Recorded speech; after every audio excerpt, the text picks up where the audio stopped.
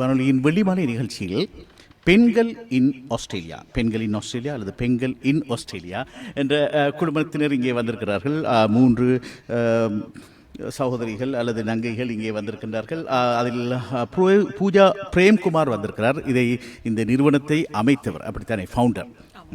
அதுபோலவே சரண்யா வந்திருக்கிறார். சரண்யா பொருளாளராக இருக்கிறீர்கள். வணக்கம் சரண்யா. அதுபோல் சண்முக பிரியா வந்திருக்கிறார். வணக்கம் சண்முக பிரியா. அவர் கமிட்டி மெம்பராக இருக்கின்றார். சரி, இந்த பெண்கள் இன் ஆஸ்திரேலியா, இதன் தேவை என்ன? எப்போது உருவாக்கினீர்கள்? எப்போ இது ஆரம்பமானது? ஓகே, தமிழ் பெண்கள் இன் ஆஸ்திரேலியான்ற இந்த எங்களோட குழு வந்து நான் 2019 யூகேலேருந்து லண்டன்லேருந்து இங்கே புலம்பெயர்ந்தேன் ஆஸ்திரேலியாவுக்கு.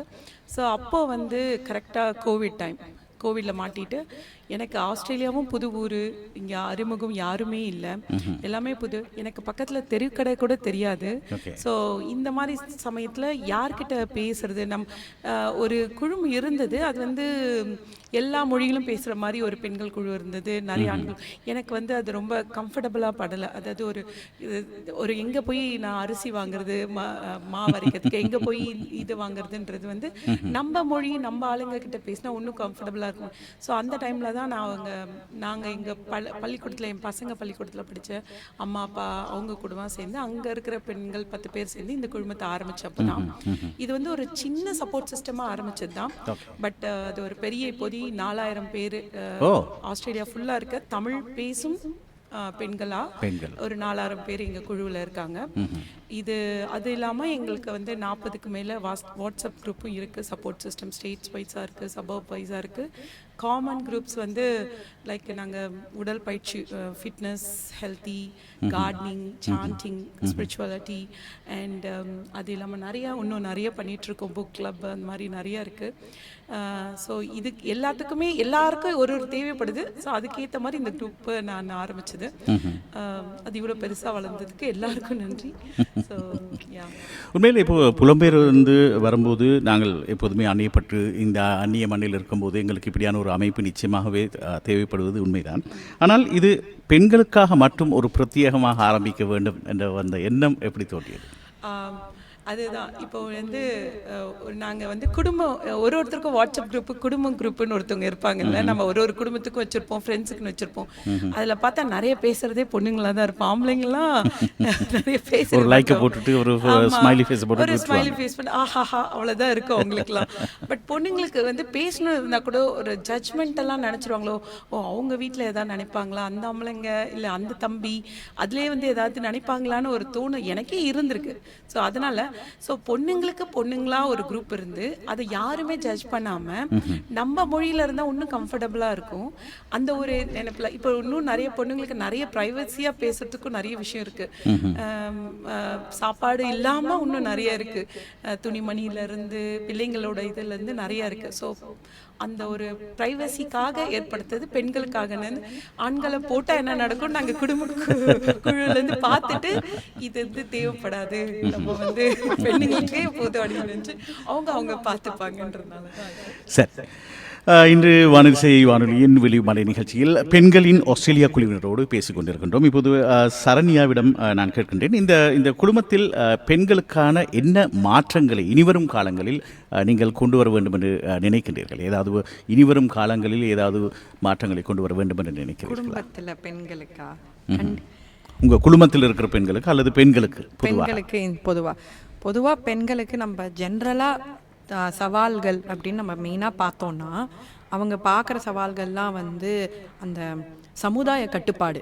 ஒரு சமுதாயத்தில் வந்து நம்ம வந்து விமென் அப்படின்னு எடுத்தோன்னாவே இந்த லிஸ்ட் ஆஃப் ஒர்க் அலோகேட் ஆயிடுச்சு. நேச்சுரலாகவே எல்லாரோட மைண்ட்லேயும் கொஞ்சம் அலோகேட் ஆயிடுச்சு. அதில் ஒரு share from the family or இல்லை எக்ஸ்டர்னல் சப்போர்ட்லேருந்து. நான் இப்போ இந்த குரூப்பை அந்த விதத்தில் ஒரு சப்போர்ட்லேயும் நான் கேட்டிருக்கேன்.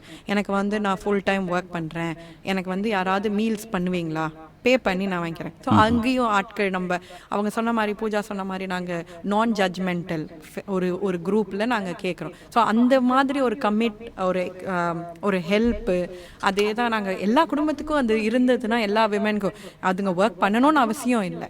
ஃபுல் டைம் பேரண்டாக இருக்கலாம், ஃபுல் டைம் சைல்டாக ஐ மீன் ஒர்க்கிங் ஸ்டூடெண்ட் மட்டும் இருந்தால் போதும் அப்படின்னு இல்லை. இது ஆண்களுக்கும் பொருந்தும்.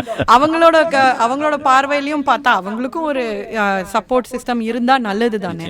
ஸோ அது எங்களுக்கு வந்து இன்னும் கொஞ்சம் அந்த சவால்கள் கொஞ்சம் கூட இருக்கிறது, அந்த சமுதாய கட்டுப்பாடுகள் அது கொஞ்சம் கூட இருக்கிறதுனால எங்களுக்கு அதில் ஒரு முன்னேற்றம் கண்டிப்பாக ஒரு சமுதாயத்தில் எதிர்பார்க்குறோம். ஒரு ஃபர்ஸ்ட் ஸ்டெப்பாக ஒரு சப்போர்ட்டு, ஒரு ஷேர் ஆஃப் ஒர்க் லோட், அந்த ஒர்க் லோட் ஷேரு அதெல்லாம் எல்லாரும் பண்ணினோன்னா நல்லாயிருக்கும். ஸோ இப்போ நாங்கள் 3 பேரும் இங்கே வந்ததே எங்கள் பசங்களை யாரோ ஒருத்தர் பார்த்துக்கிறாங்க, விச் மீன்ஸ் எங்கள் வீட்டுக்காரங்க பார்த்துக்கிறாங்க. அதே இன்னும் கொஞ்சம் எக்ஸ்டெண்டடாக பண்ணினா நல்லாயிருக்கும், அவ்வளோதான் எதிர்பார்க்குறோம். சரி, சண்முகப்பிரியா நீங்கள் சொல்லுங்கள், இப்போது இந்த குடும்பத்தில் நீங்கள் எவ்வளோ காலமாக இருக்கிறீங்க? நான் வந்து ஆஸ்திரேலியா வந்து ஒரு 2 வருஷம் ஆயிடுச்சு. நான் குழுவுக்கு ஃபஸ்ட்டு நான் வரும்போது ஒரு வாட்ஸ்அப் கேட்சப் அப்படி இருந்தால் நான் உள்ளே வந்தேன். அப்போது அது நாங்கள் மாதம் புதுசாக வர்றவங்க இந்த கம்யூனிட்டியோட பழகட்டும், அவங்களுக்கு அந்த புது என்விரான்மெண்ட் என்ன பண்ணணுன்றது தெரியாதுன்றதுக்காக மாதம் நாங்கள் ஒரு எல்லா ஏரியாலையும் அதுக்கான மாடரேட்டர்ஸ் இருப்பாங்க, அவங்க மூலமாக நாங்கள் கேதரிங் பண்ணுவோம். அப்படி பண்ணும்போது தான் அந்த காஃபி கேட்சப் அப்போது நான் இவங்க எல்லோரும் பார்த்தோம். அதுக்கப்புறம் கல்ச்சுரல் ஈவெண்ட்ஸ் எல்லாத்துலேயும் பார்ட்டிசிபேட் பண்ணோம். ஸோ ஒரு after a year we all know each other. அப்படி இருக்கும்போது பூஜா கேட்டாங்க, நீங்கள் ஆஸ்திரேலியாவுக்குள்ளே வரும்போது இப்படி ஒரு சப்போர்ட் சிஸ்டம் இருக்கும்னு எதிர்பார்த்து வந்தீங்களா, அல்லது அது உங்களுக்கு புதுசாக இருந்ததா? நான் ஆஸ்திரேலியா வரும்போது நான் ஆஸ்திரேலியாவில் தான் இருக்க போகிறேன்னு நினச்சி கூட நான் வரல, டெம்பரரியாக தான் வந்தேன். ஸோ அதுக்கப்புறம் எங்களுக்கு பிஆர் வந்தது. ஓகே, கண்டினியூ பண்ணலாம் அப்படின்னு நினைக்கும் போது இதுதான் நம்ம கண்ட்ரியாக இருக்க போது, அடுத்து நம்ம என்ன பண்ண போகிறோம், கரியர் என்ன பண்ண போகிறோம் அப்படின்றதுக்கு எல்லாமே நான் முதல்ல கார் ஓட்டிட்டு தனியாக ஒரு பெண்ணாக தனியாக நம்ம ஊரில் கார்லாம் ஓட்டியிருப்போமான்னு தெரியாது, ஓட்டினாலுமே 2 வீலர் தான் ஓட்டுவோம். ஸோ இங்கே நான் முதல்ல கார் ஓட்டிட்டு தனியாக வெளில போனேன் அப்படின்னா அந்த காஃபி கச்சப் தான் போனேன். இப்போ என்னோடய வேலை ஒரு நாளைக்கு நான் 7 சைட்டு போகிறேன், கான்ஃபிடெண்ட்டாக நான் போகிறேன். ஸோ அது ஊனா சொல்லி போட்டது தமிழ் பெண்களின் ஆஸ்திரேலியாவில் தான். ஸோ என்னை பொறுத்த வரைக்கும் வெளியில் வரணும் பொண்ணுங்க, வர ஆரம்பிச்சிட்டா ஒன்று ஒன்றா அவங்கள தேடி வரும். சரி.